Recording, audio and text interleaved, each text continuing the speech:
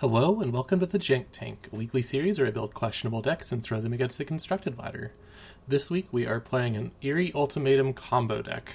I have an infinite combo here, but it is, like all great combos, like 4 pieces plus Eerie Ultimatum. And the only way we're going to get all these creatures into play to go infinite is by putting them into play with Eerie Ultimatum. So the combo consists of Basri's Lieutenant. Basri's Lieutenant is a good card on its own. 3/4 puts a 1/1 counter on itself for another creature, so by itself it's a 4/5 Vigilant for 4, which is pretty solid, and then it's got protection from multicolored, which is easy for me to forget, and it seems like a lot of opponents also forget that it has protection from multicolored. I've seen people try and aim removal at it with multicolored spells and just not getting it to work.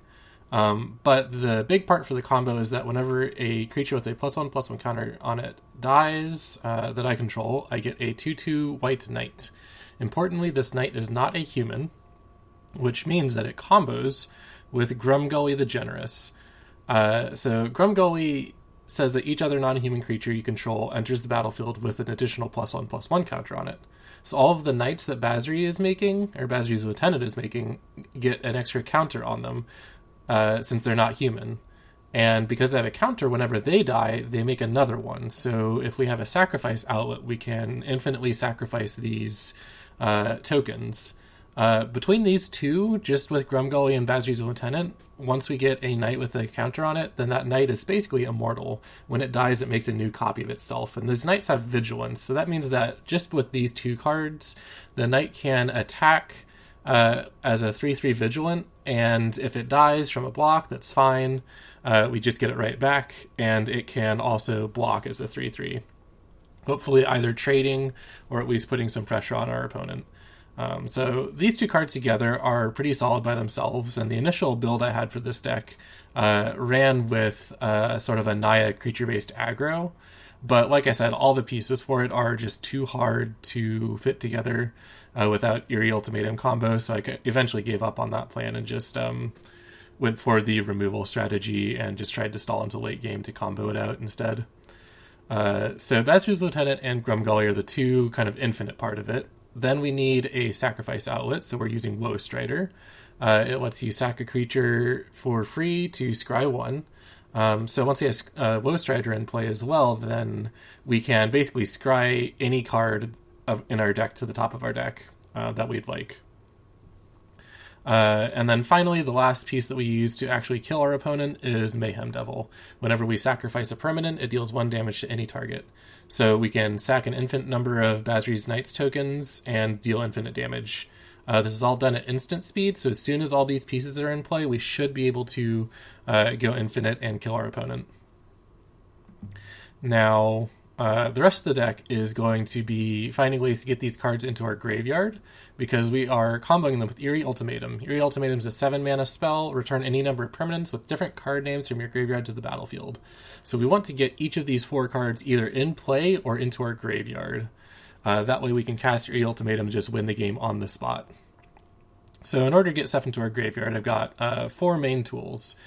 First off is a Mire Triton. You guys have seen Mire Triton before. 2 mana, 2/1, Death Touch, mills 2 and gains 2 life. It's just good for prolonging the game, stabilizing early while working towards our eventual goal of getting a bunch of stuff in the graveyard.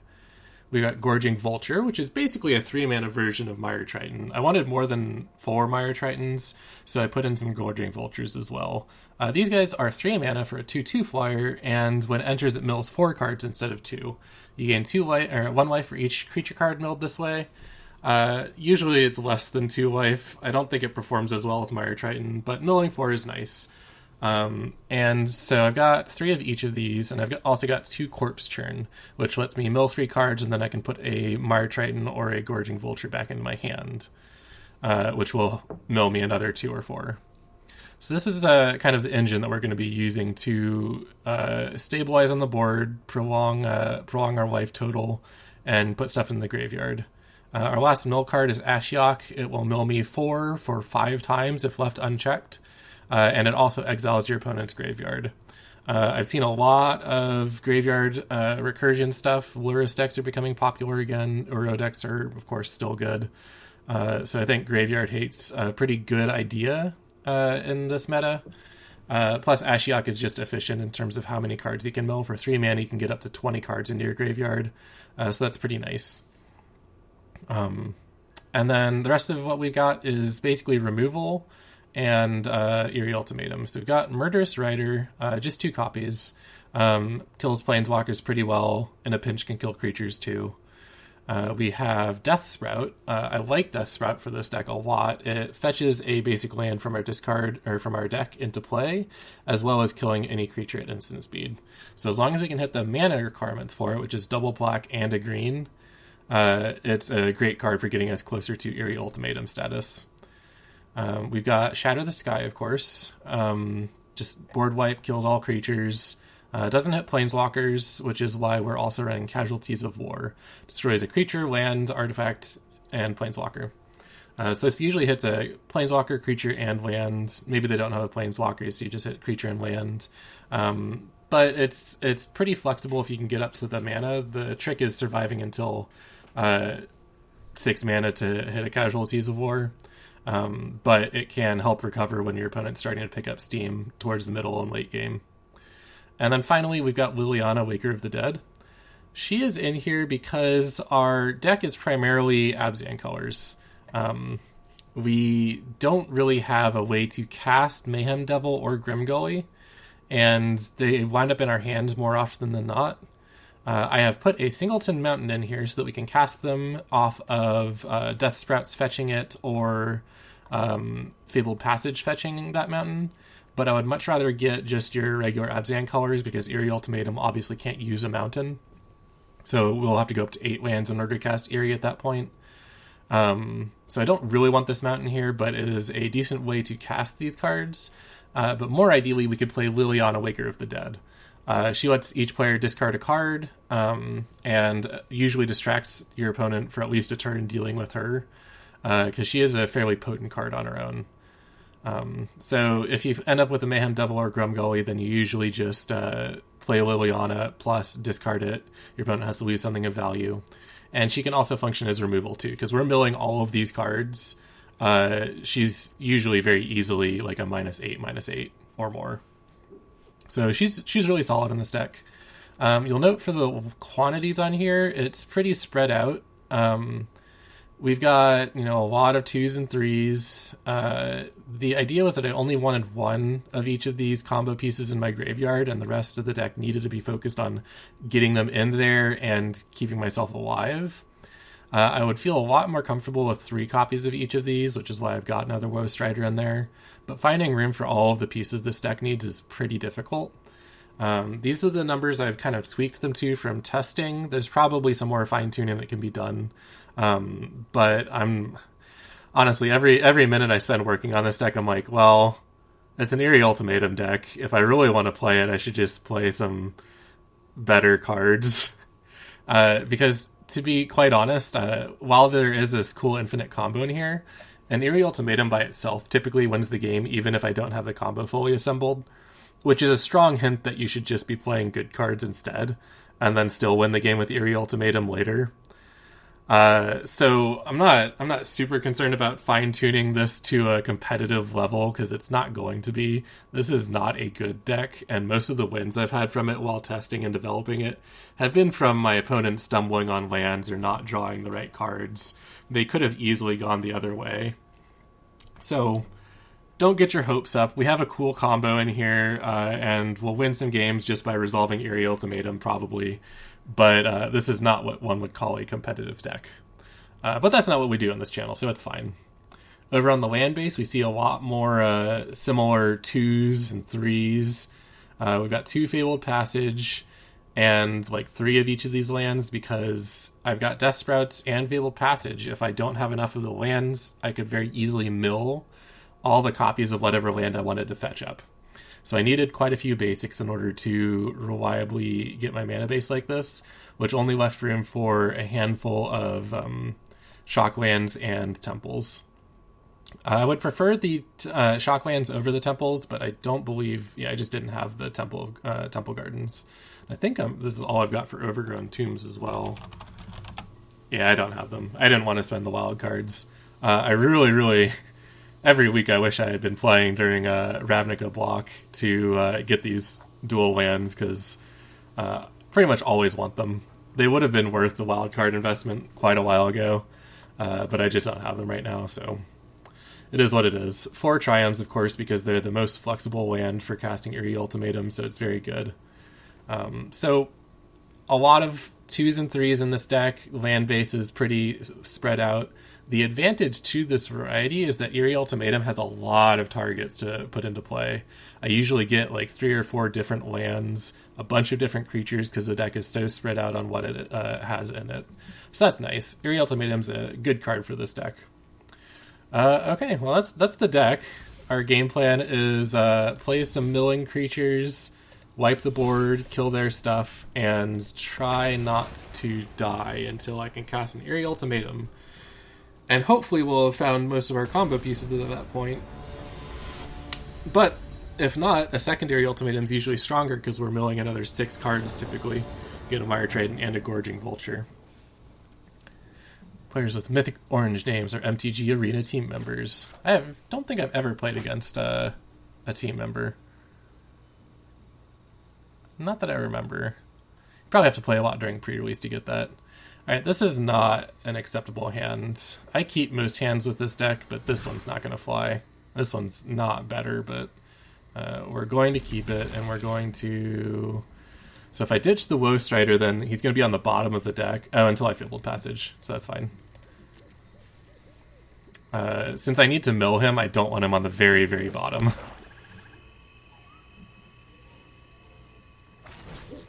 Alright. We're still in the land of a lot of aggro, it seems. We're going to get a Swamp, because Swamp's what we need most.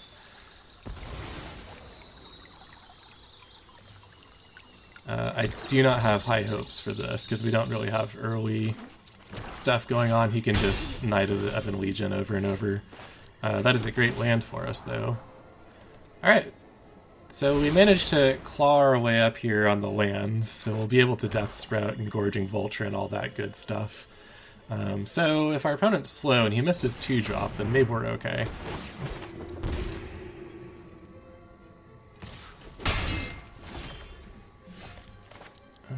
Yep. We're just gonna play a Gorging Vulture. We'll use him to chump block and then probably just Shatter the Sky. Alright, looks like we got a Basri's Lieutenant in the discard. We got our Woe Strider here, so we're just missing our 2 red creatures. And an Eerie Ultimatum. I don't think we've been in Eerie, did we? We did. Alright, goodbye Gorging Vulture. That's fine. Alright, so we can't Shatter. For some reason I thought this was a white source. So we're instead going to go get a white source by killing Alara. Put that plains into play. And now we're going to Shatter next turn if we need to. Although, if I were him, I would just pump the Knight, I think.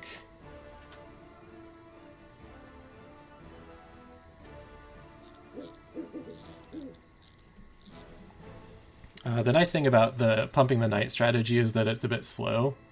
Although our life total is already precarious. Okay, he did not. So we're definitely going to just Shatter here. To try and catch up.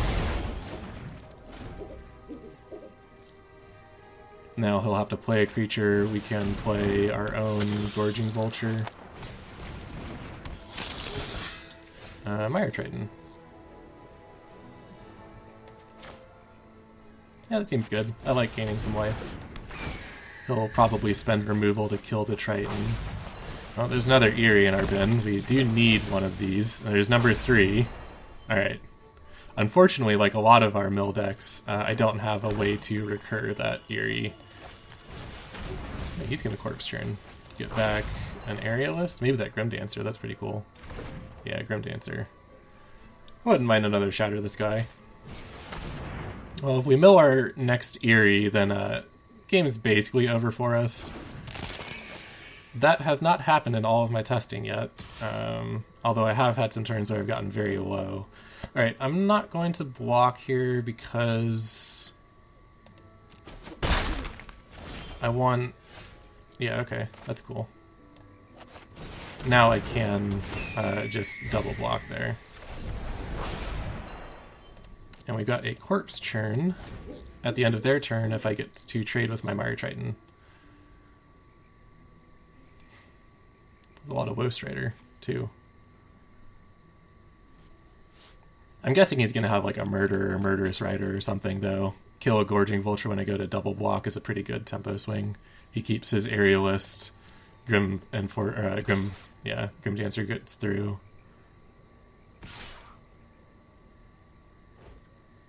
Okay.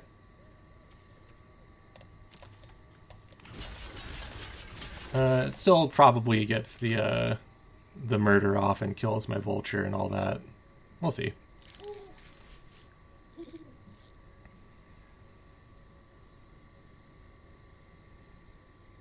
Maybe he's more concerned about getting the Aerialist through alive, so he doesn't mind trading the Grim Dancer for one of my Vultures.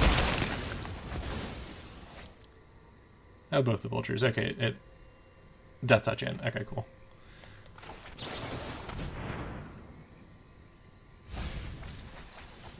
There's another Lieutenant. Alright, I'm not sure whether I want the Mire Triton or the Vulture. The problem with the Vulture is it by itself is not going to get there. Maybe I'll just get a Lieutenant. Start punching back. I can hardcast him.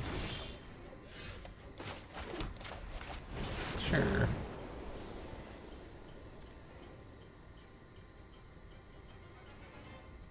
If he has that kill spell, then he can go ahead and use it before I get my counter. Nope. Alright. So we've got a 4-5 to race his 2-3. See what else he has. Okay. Dirge Bat's pretty good. I'm going to need to shatter this guy. Oh, there's the murder. Okay. Still need to shatter this guy. I guess he just drew the murder. It's a Mayhem Devil, which does us absolutely no good. We're going to double Woe Strider. And an Eerie Ultimatum at this point does not win the game because we can't cast it yet. So I'm going to need to find something to buy us some time to get us to a land and an Eerie Ultimatum. And honestly, Liliana too, because I've got to get this Mayhem Devil in the discard, and we don't have the Grim Gully either. So this is pretty much a lost cause game. Good game, he says. Maybe he has double kill. Or double Soren's Thirst or something. I don't know. Agonizing Siphon. There's some 3 damage. Okay. Whatever. We were gonna lose anyways.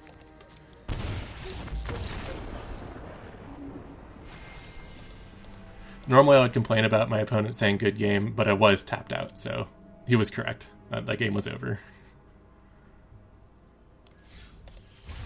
But we shall not be deterred. At some point, we will win the game out of nowhere with an Eerie Ultimatum.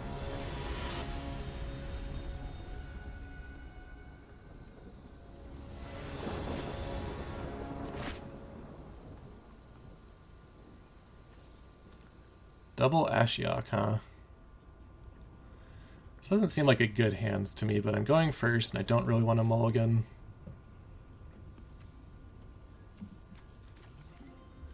Nothing at the 2 drops. It'll be quick if I lose. Karuga, so our opponent's probably playing stompy stuff. If I can get up to Death Sprout mana, then we might be okay. He literally has no 1s or 2 drops in his deck. It's all 3 or more. So if we can draw lands, we might be alright.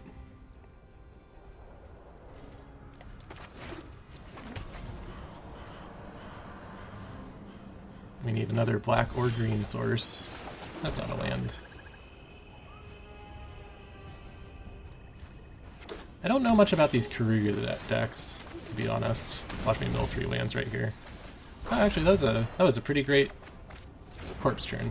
Get us a Mire Triton, put one of our combo pieces in the discard. Chromatic Lantern. Alright, he ramps. Great. Alright, we're losing this. We did not do the one thing I said we needed to do. But at least we didn't hit a land on the top here.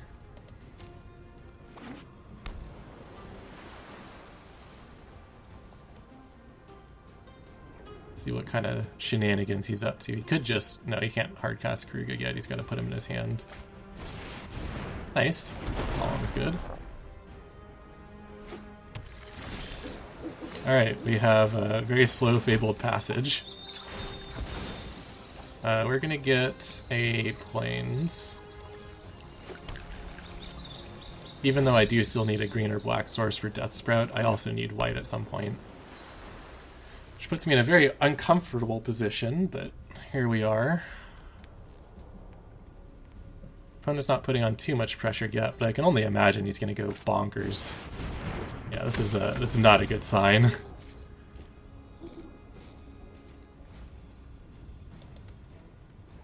Cast a blue spell and deal some damage. I am going to take the trade here, assuming this is a trade, because it'll reduce the number of 3 or greater permanents for his Karuga. I don't know if it's relevant. I mean, he's just going to draw off of it anyways. Okay. So, we have Woestrider or Ashiok. Woestrider helps us scry, which is really what we desperately need right now, so I'm going to go for this.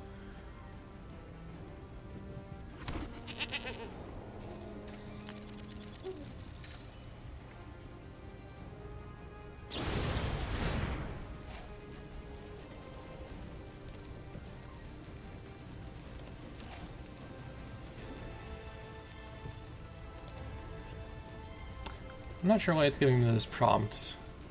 I want to sacrifice this token.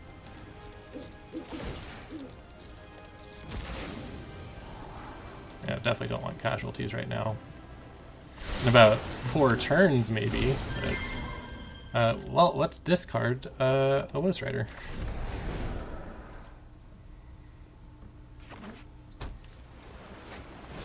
Great, he's already got an Ugin. Well, we're gonna murder that. We're gonna take a lot of damage in the meantime. Hopefully he doesn't have another.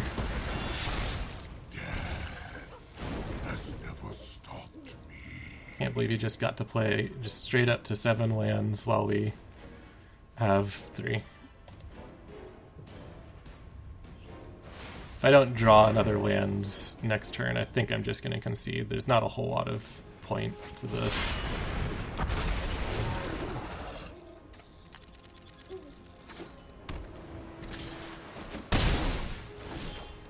That's a Woestrider. I don't like giving up. But taking 8 here is pretty much it, because I don't think there's... Yeah, okay, we can give up. There's no way for me to get a land and a Shadow the Sky, which is what I need to come back from this situation. We just didn't draw lands, it's fine. I knew that hand was sketchy to begin with. But the problem with trying to get to 7 lands is you can't really afford to ditch that much of your starting hand.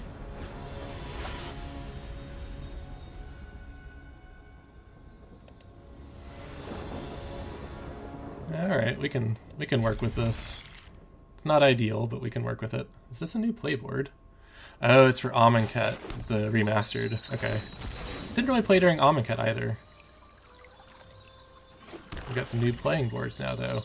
I think this texture, I think, is a mistake. It's obviously layered to their buildings and roads, but it's going to look weird with flat cards. Not a big deal, but I don't think that was good graphic design. Didn't get anything useful in our discard yet. Alright. We'll activate this. I'm gonna get a...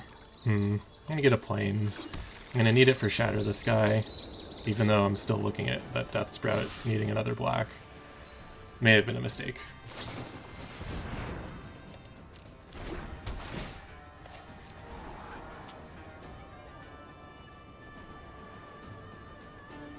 Blue-green is typically like Simic Flash decks these days.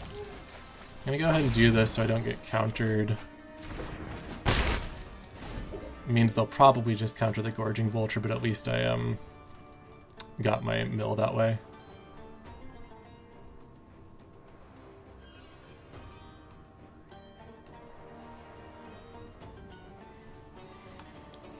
Mire Triton's quite good against the Brineborn style decks, though.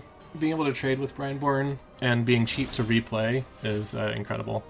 Alright, looks like our opponent is stuck on land. This might be our chance to win a game. That's pretty rough, keeping an Omen and not getting a land from it. Alright, so we are going to mill whatever is on top here. Perfect.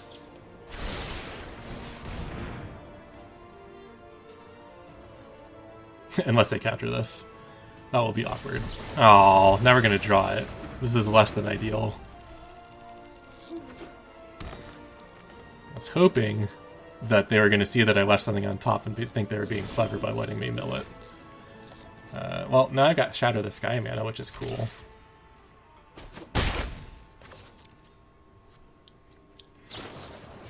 Yep, this is not going great. Because if I try and block with a Mire Triton, it's going to get bounced by Brazen Borrowers, just kind of how this goes. So your opponent's not stuck on lands anymore. Alright. That's fine. Oh wow, these are really terrible draws. Yeah, I'm just gonna cast Shatter. Yeah, that's what I thought. That's what I thought. I didn't want to... Okay. Didn't really want to Shatter anyways. It would have been okay for me, get a 2 for 2, my card plus Mire Triton. That's interesting. That was an interesting exchange. I don't think I would have done that if I were them. Alright, we got a temple. That's nice. I don't think I want another temple. I need a Liliana, and I need to resolve that Liliana.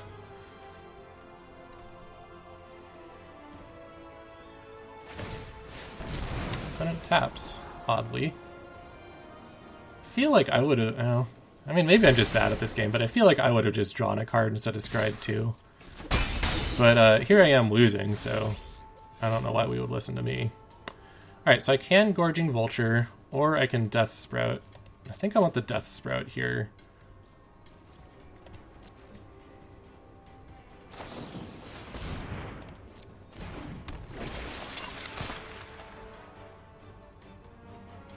This is enough to still counter. I would like my Death Sprout to resolve because mana is very important. But what I want is not really relevant. Alright, we got it. We've got too many sources of white. There's a black, green, I just need a black. I probably should have just gotten a mountain actually to start playing some cards, but I guess they would have gotten countered, which is hilarious. Go Gorging Vulture. Cool.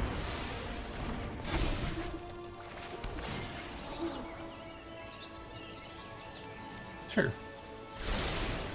We've got a couple turns before we're dead, so I can play a Basri's Lieutenant. If it gets countered, that's exactly where we want it to be anyways. We have enough to cast this Eerie Ultimatum, so we've just kind of got to work through his counter spells. Once he's out, we can slam the Eerie Ultimatum.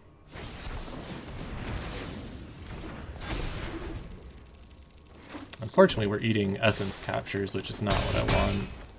Means he might have just general counter spells there. Well, let's try this.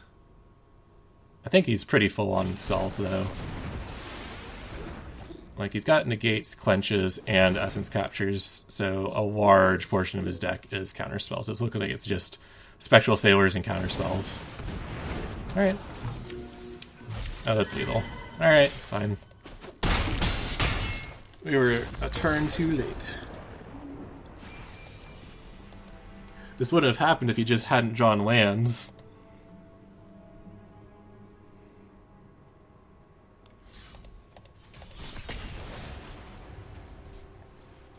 So we're 0 for 3. Like I said, this deck is not great. I think grinding my way up to Platinum, though, before the episode was the wrong idea. I've been playing a couple actually decent decks, the Simic Flash, and I've been doing this Mardu Outlaws Merriment deck, and they've been doing pretty well. They're pretty boring, though, in terms of deck building. It's kind of obvious, play good cards with good strategy and win. No cool combos or anything. So I didn't really want to feature them on this episode. But they put me up into Platinum where people are playing real decks again, so.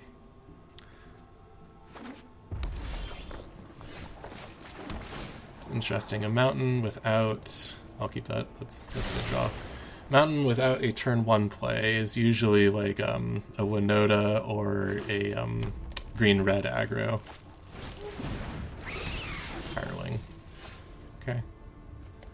Well,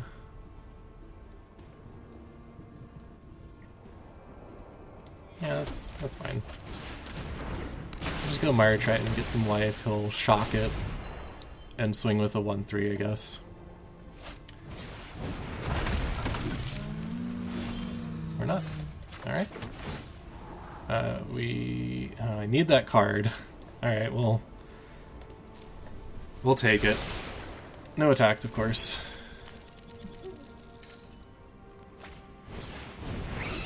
Hirling.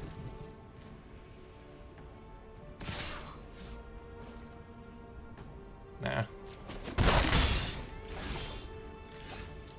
Seems like he doesn't have anything to go over the Triton, so I'll keep it back and keep his Hirelings at bay, I think.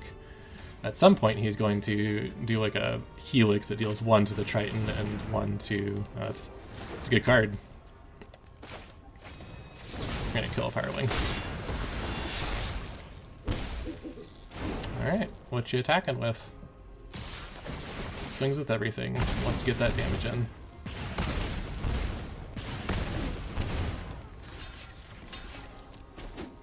Obviously doesn't trade because it got double strike. That's what we need. Next turn we can shatter the sky and hopefully be okay. Which means that we will be blocking Murderous Rider to the Hireling. Assuming it survives. If he has some burn, then we may just be dead.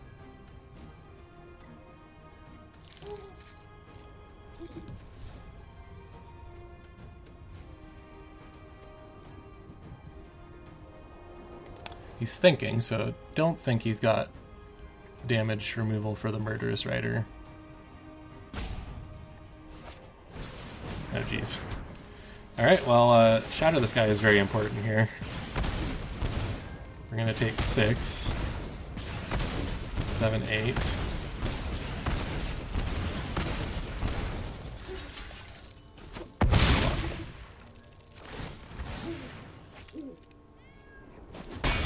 Now, I need him not to have any hasty things for the rest of the game, which I think is a bit of a tall order,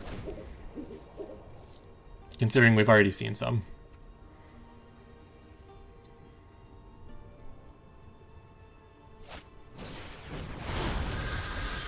Alright, I like that.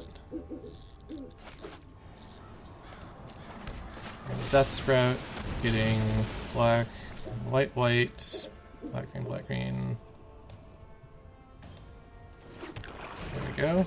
And now if he plays 1 creature, we can Casualties of War one of these cavalcades away. Okay, he didn't. He's just gonna cast the Murderous Rider. And the Gorging Vulture. Sweet. I don't count my lands if you guys haven't noticed by now.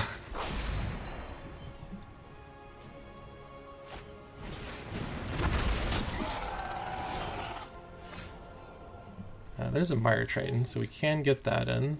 But we probably just want to Casualties of War here. Gotta get some life. This is 4 damage on the board, so... Casualties. Creature, enchantment, land. Losing one of his 2 lands is going to be pretty much game, I think, for him. Oh, there's the other. Alright, cool. He's fine. Go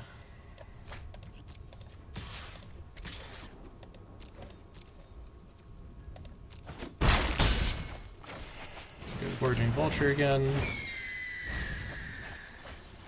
And then end of turn, we'll just Corpse Churn for Mire Triton. Alright.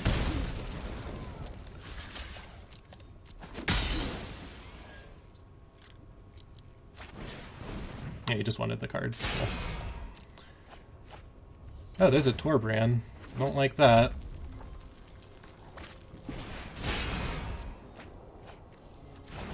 And a shock. And a land. So he's going to Torbran next turn.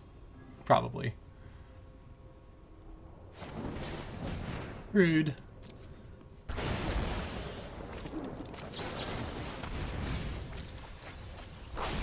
Our mountain's gone.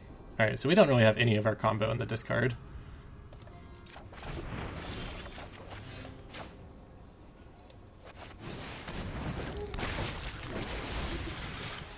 We do have Liliana.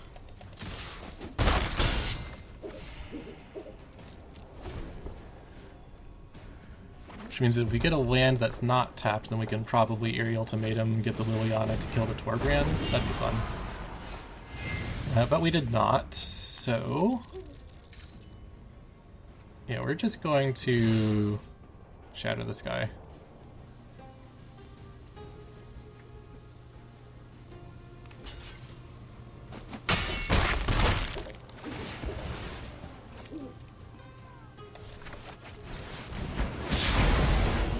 Not messing around with Torbran. Our opponent's got 4 lands and a handful of cards, though, so he could very well play some good stuff. Not out of the woods yet. Eerie Ultimatum would be excellent, though. Runaway Steamkin.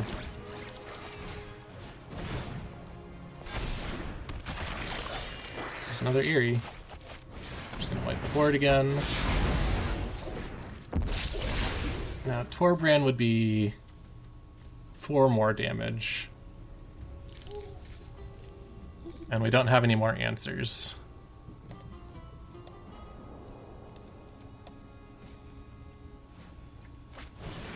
Anax.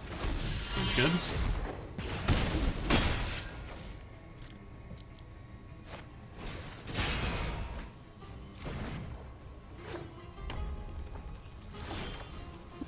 Alright, we're gonna take a bit more damage here. I don't want that. And we've got white, white, black, black, black, green, green. Okay. We're relying on that Eerie Ultimatum to win.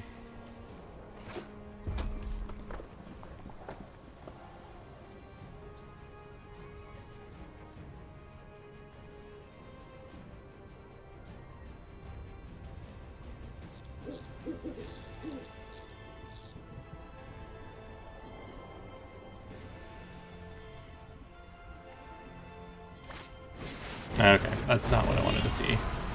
That is a significant problem.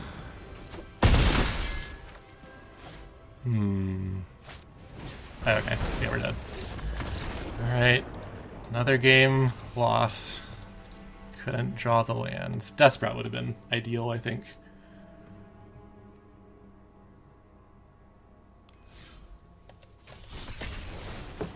We'll get there one of these days.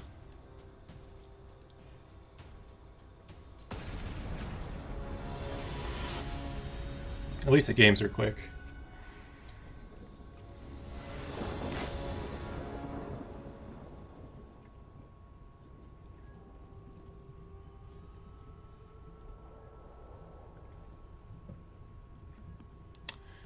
I don't have a lot of faith in this hand.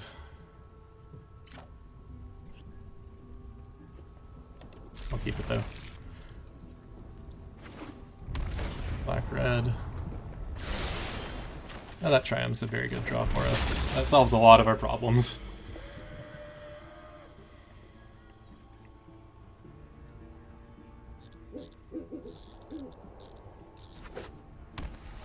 Mardu colored. Cruel Celebrant. Alright. Let's see, do I want a Temple of Silence then, or just do the other Triome, I think. Let's do the Temple now. Okay, I'll take another land. That's good. It kind of sucks that all these lands are slow, but it's the only way I've found to make the deck sort of work. Okay, and I think we're just gonna Murderous Rider the Devil.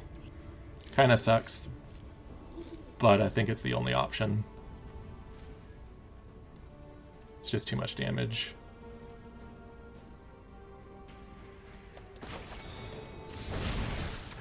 So we'll take 3 from this. 4 puts us down to 15 on his turn. We're not dead yet, and next turn I can't quite start Death Sprouting, but we will be able to soon. Next turn I can play Murderous Rider and Temple of Malady. Or, yeah, we'll do Temple.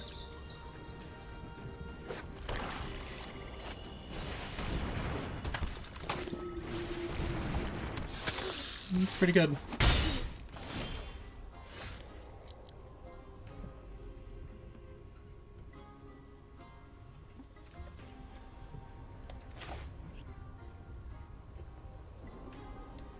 It's very good.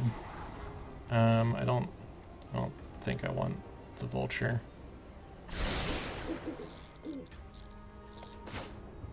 This actually has more potential to gain me life because he is going to make me sacrifice it anyways.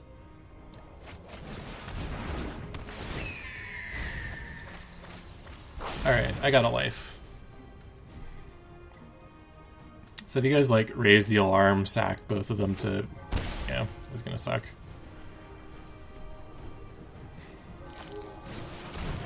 Cool.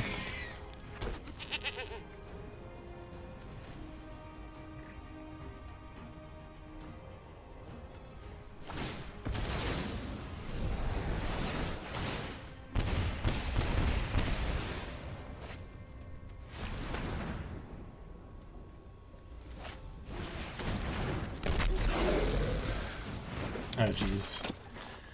Alright, I don't think I can win now, because I'm going to lose literally all my life.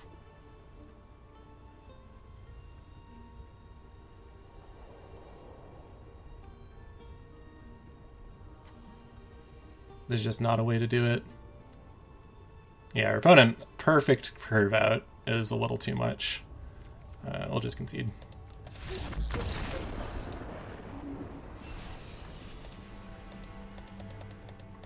This deck is actually pretty well equipped to handle early aggression because it's got a lot of good plays in the early stuff, but it's just too slow. So if you're running into a lot of stuff like this, it's probably a good idea to swap out the duels for some basics, or make sure you have the shocks in. Yeah, see, I keep keeping stuff with 2 lands and it's not working, so we'll throw this back because it has literally no game early on. Yeah, I guess we're... I don't think I want this corpse churn. Rather have Death Sprout. But we're gonna need to find a lot of swamps. Alright. Goodbye, Death Sprout.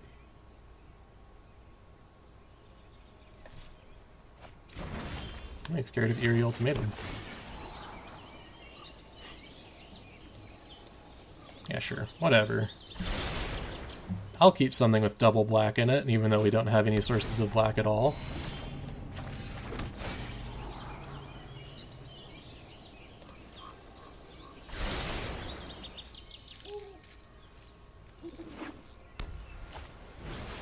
Silver Smoked Ghoul. Presumably this is why he wasn't worried about Death Sprout.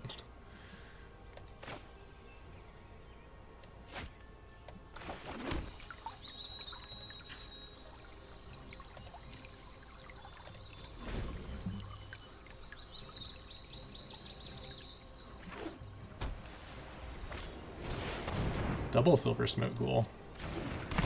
Seems good, especially if you're sitting on like a Revitalize.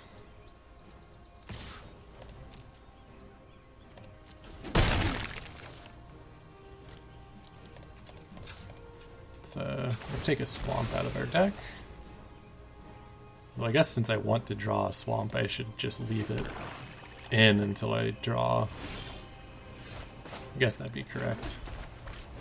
Alright, I got a Mire Triton. Tremble in Fear. Bet you this thing just gets dead weighted or like -2/-2. Nope, okay. Oh, our black sources. Cool.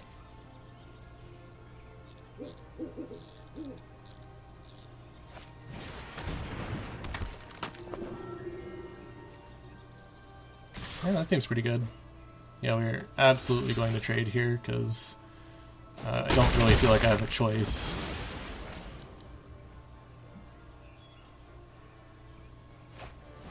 Yeah.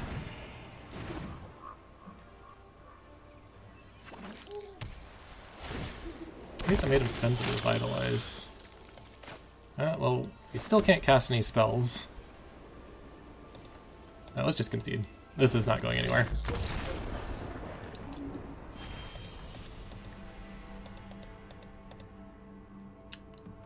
All that work grinding I did yesterday not only is not paying off because it's all evaporated again, but it has actively made this episode worse because we're playing against people playing decent decks.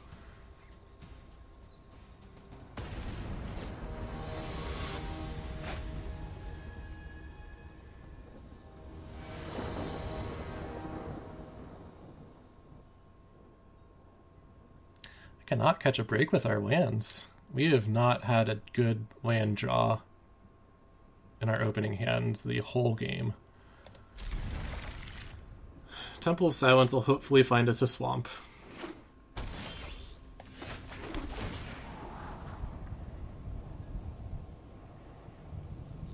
No. Not a swamp.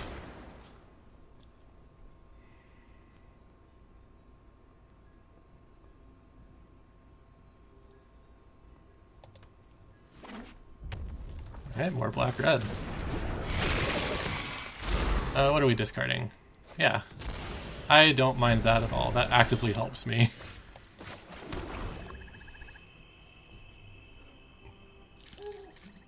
Although it looks like I'm probably going to end up casting Liliana anyways.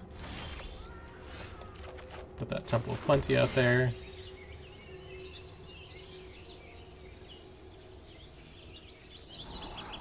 I don't think I need that.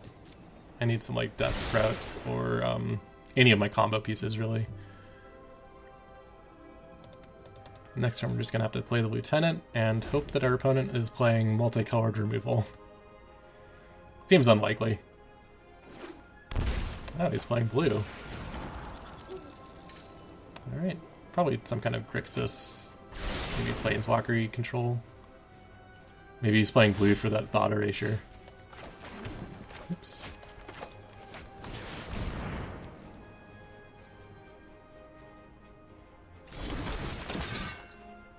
Murderous Ridered. Oh, no Murderous Rider.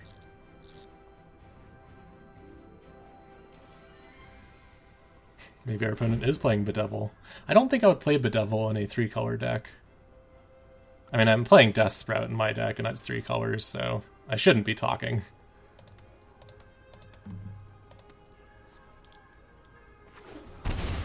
Alright, he wants to cast a 5-mana spell. If you wish to surrender now, I understand. I have just the trick for this. Alright, you got it.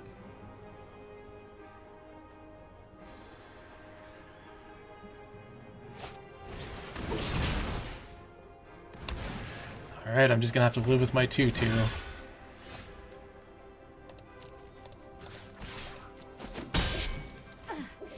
I think that's fine. The question is, do I want to go with Liliana right now?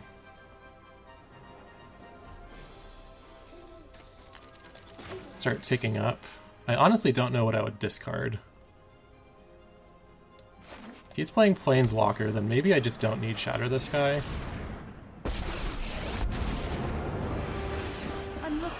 And I guess if I have Liliana, then any creature he plays I can -3.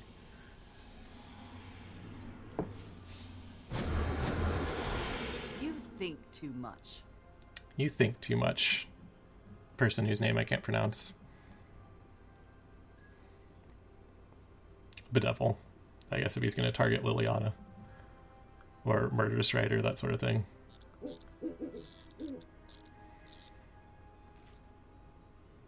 This exchange here with Narset I was pretty fine with. He didn't get his other card, so he basically used Narset's minus to kill my Basri, but then I took out Narset as well. Okay. Well, let's go... I mean, our goal isn't to kill him, so let's just kill Narset while we work towards our combo. We've got 2 pieces in already. Alright, Black Lance Paragon. Are we trading? Because I am super happy with this trade.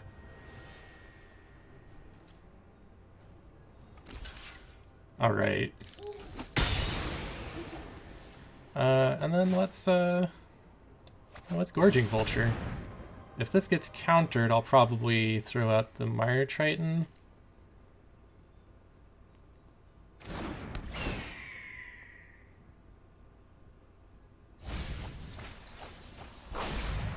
What do we get? Mayhem Devil. So we've got 3 of our 4 combos all ready to go. He can probably get Croxa out next turn, so I'm actually going to save the Mire Triton.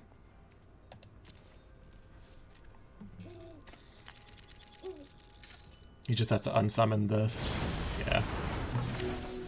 Oh, well, that doesn't actually get Croxa active, though. Nicol Bolas is probably just going to destroy Lily.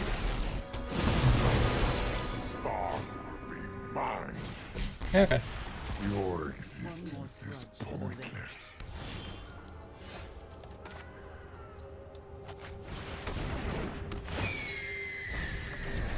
Oh, there's the full combo. I just need another land. I'm going to keep this Mire Triton back then, since he has a lot of potential to wreck my hand. Let's exile this.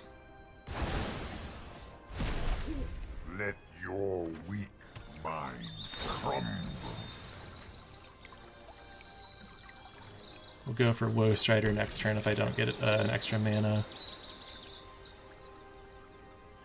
Got black, white, white, black, black. Oh, I need specifically a black source.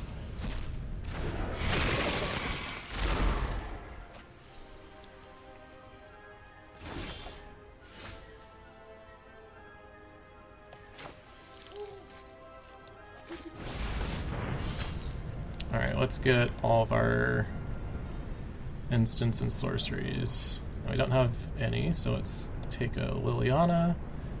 Looking for things that have doubles of in here.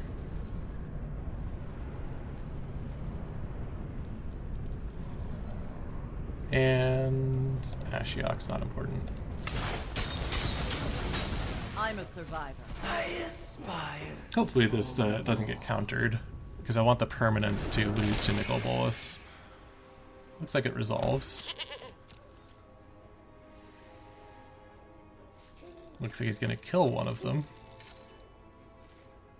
Maybe not. Please, Brazen Borrower. Yeah.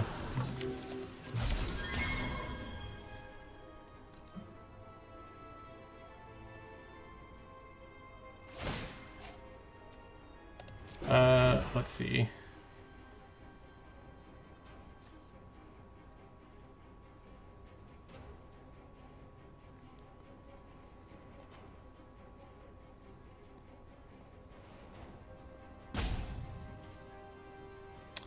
I want the Scry, because we can just win the game on the spot. Yeah.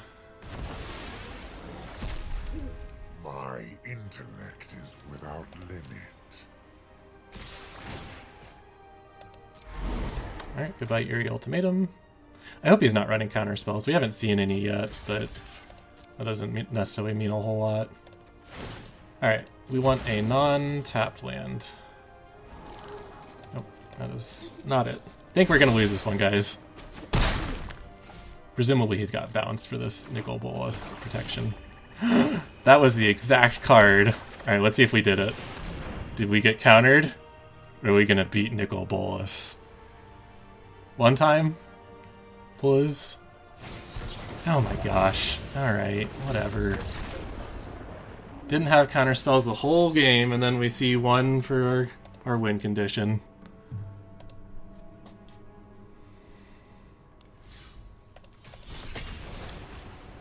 That's alright, we still got a game that we can win.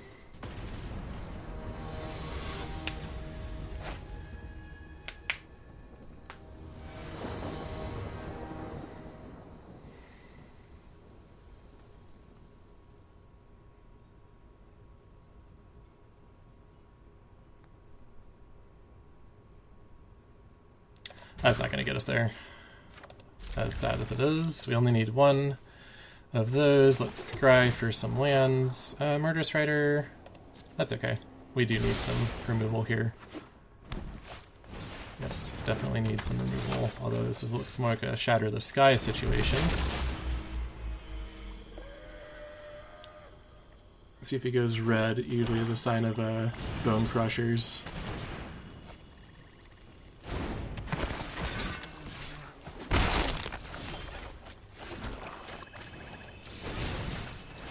Go ahead and kill this edge wall before things get out of hand.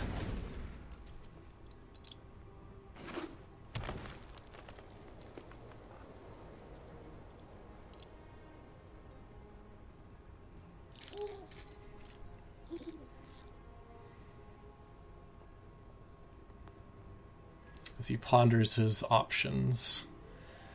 Ideally I just keep drawing lands here and I can play the Murderous Rider, but him playing this kind of aggro stuff, sweet. Do you get that land? I don't think I need a second Willy right now. This probably just gets murdered, is my expectation. If he's playing creatures like this, he needs some way to get them through. Although he might be waiting on another swamp for Murderous Rider mana. Drain me some life? Okay.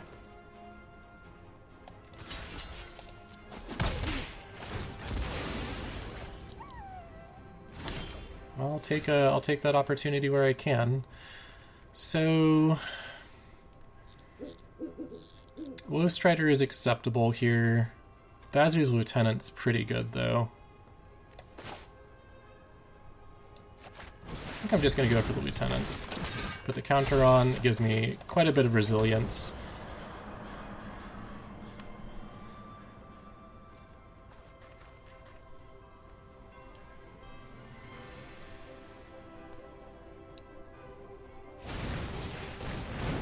We're gonna get his Smitten Swordmaster back. Sure would like a Shatter the Sky.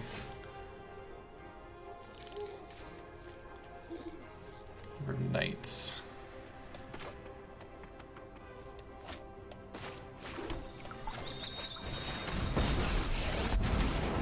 Good thing I have this Fabled Passage. Alright, so I have only one source of white and mostly green. I'm gonna get a white here. And then I'm gonna kill this Smitten Swordmaster. Because his reach from the ability is a little rough. Love the smell of death. Like, even if I gum up the board, he can still kill me.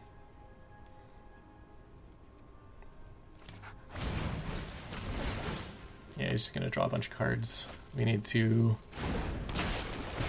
get some stuff to mill and end this. Well, that was a waste. I wasn't gonna plus her, so it's fine.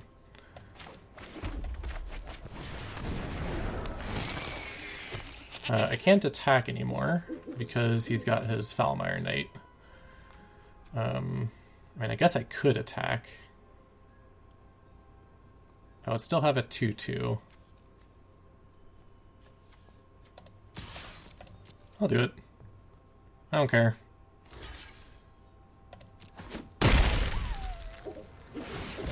I'll lose the Lieutenant, but he wasn't going to be putting any more counters on anything else anyways.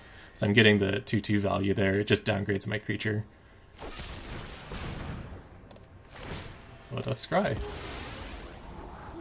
Yeah, I'll take a Death Sprout all day. white, white, green, green, black, black, black. So if I just get a swamp, this might be a little preemptive getting the Death Sprout like this. He might have bigger creatures I wish I had removal for later, but oh, okay, he's just got 3 Edgewall Innkeepers. I don't want him to keep drawing stuff, and he's got an unknown number of things over there.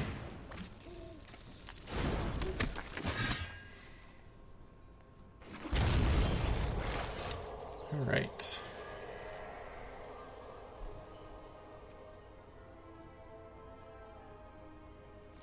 I can cast the Grumgully.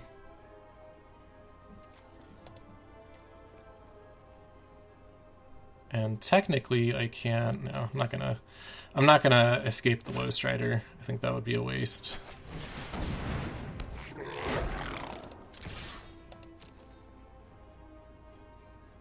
This isn't a great trade for me, but I'll take it.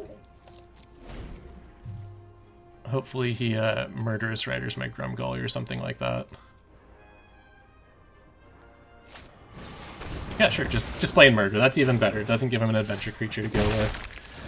Okay, so now we can just Eerie Ultimatum everything, and we've got a good portion of our combo. We'll play this. Eerie Ultimatum. Hopefully this puts us in the realm of somewhere good. Let's put the thing on Low Strider. And we'll plus. He's got to start discarding.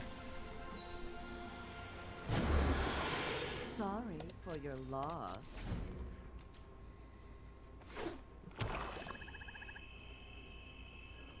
So we've got three parts of the combo here. Which means that we can actually scry infinitely for the last piece. If he doesn't have murder right now, then we can get everything. Are we going to do it in our final game? He is tapped out.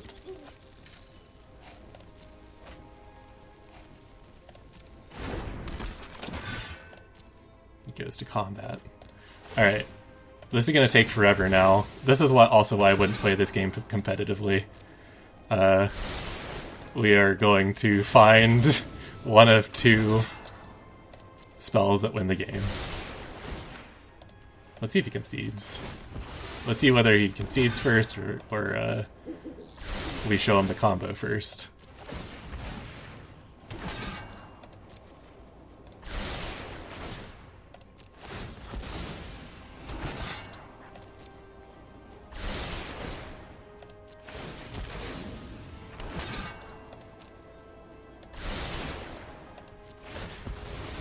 This is exciting content. Oops, I accidentally scried that one on top.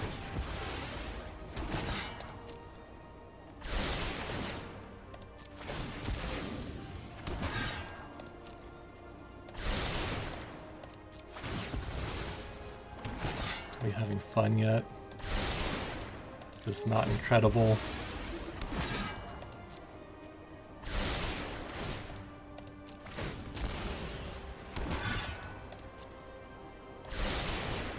Somewhere in these cards I'll win.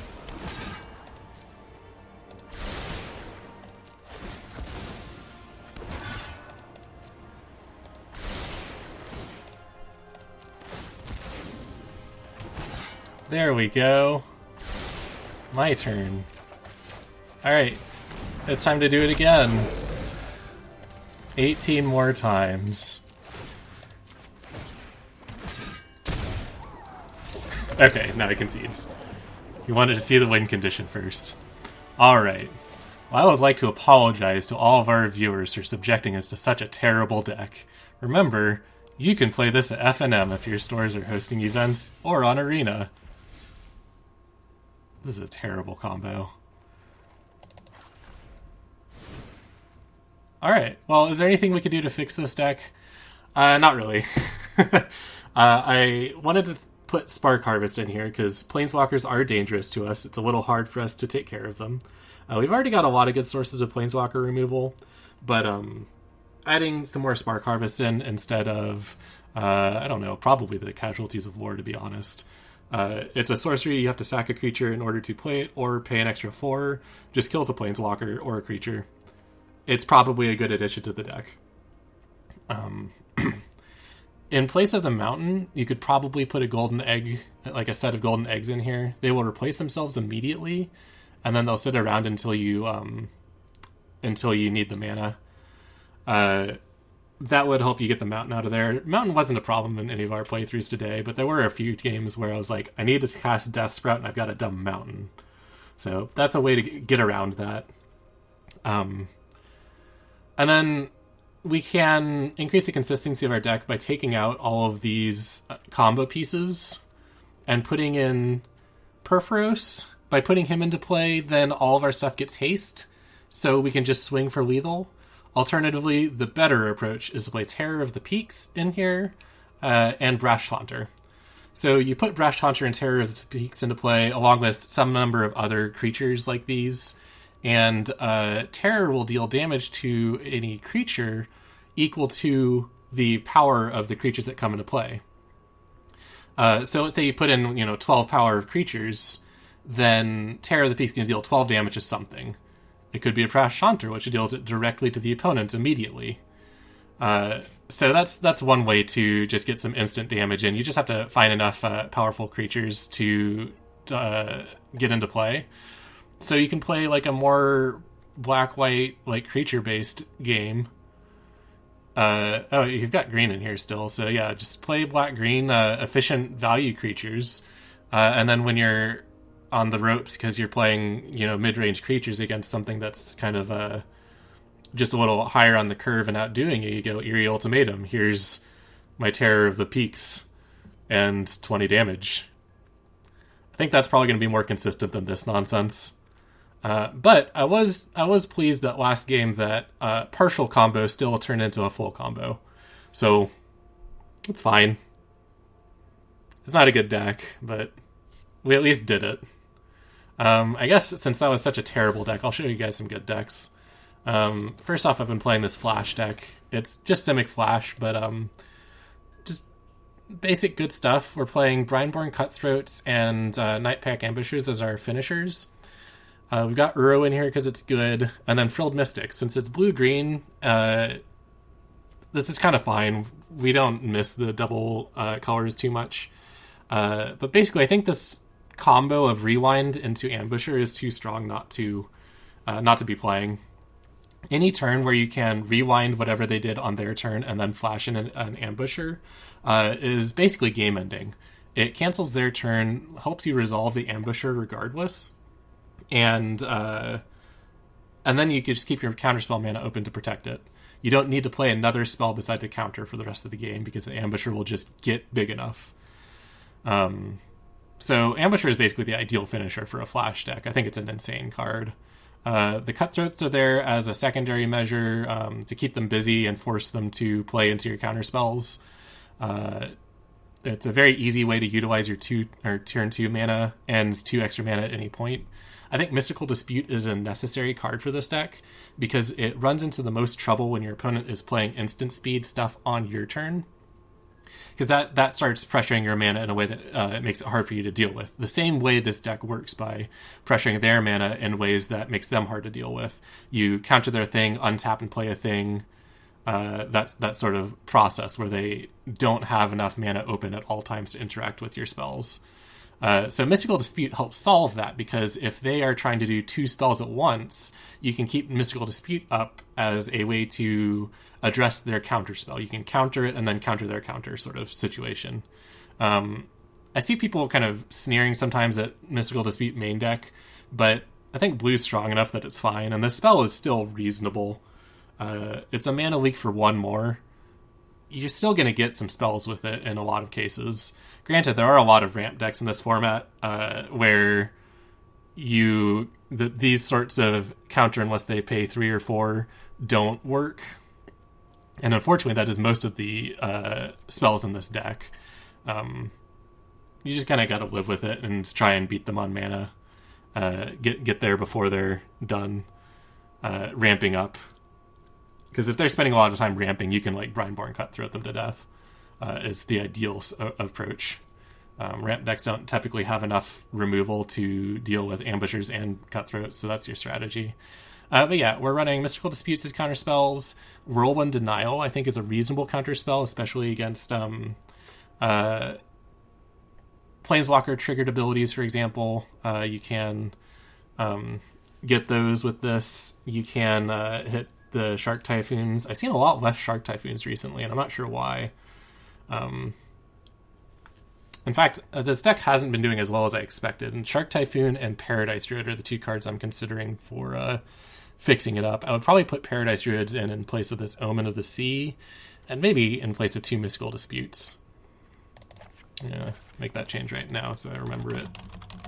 I don't like Arboreal Grazer, but I think Paradise Druid's going to be the key here. And then we've also got Brazen Borrower for the tempo. If they sneak something through, you can fix it later. And it's also another flying threat, which is always appreciated for this sort of deck. Hard counters, we've got Rewind and Frilled Mystic at the 4 mana. Just really solid. Both of them help you put threats on the board while countering their stuff. And then Thassa's Intervention. I wanted some draw, and I'm going to keenly miss that those Omen of the Seas. Yeah, I'm considering putting in another intervention instead of this Brazen Borrower.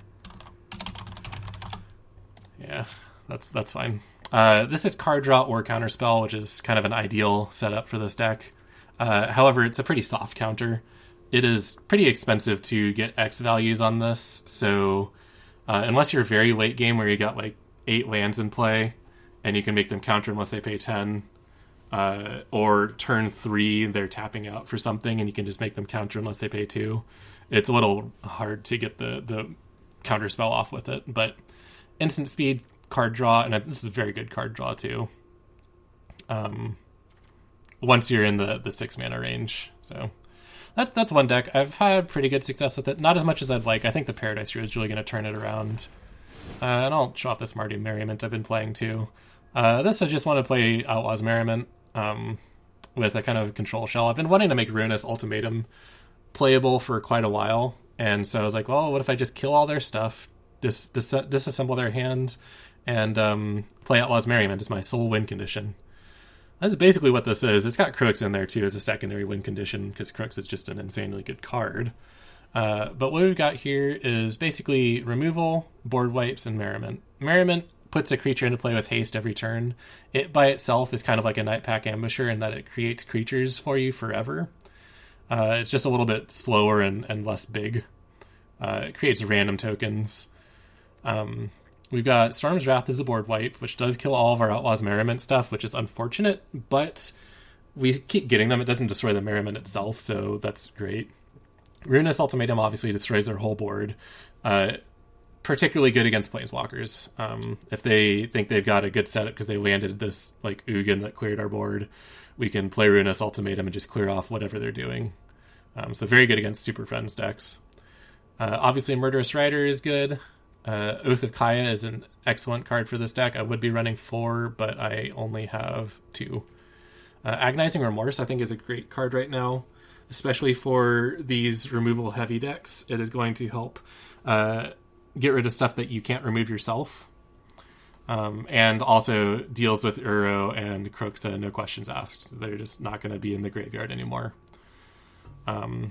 We've got Burglar Rat, which is just a creature that makes them discard a card. I have it in here because I'm running Village Rites because I wanted a bit of card advantage to help fuel stuff.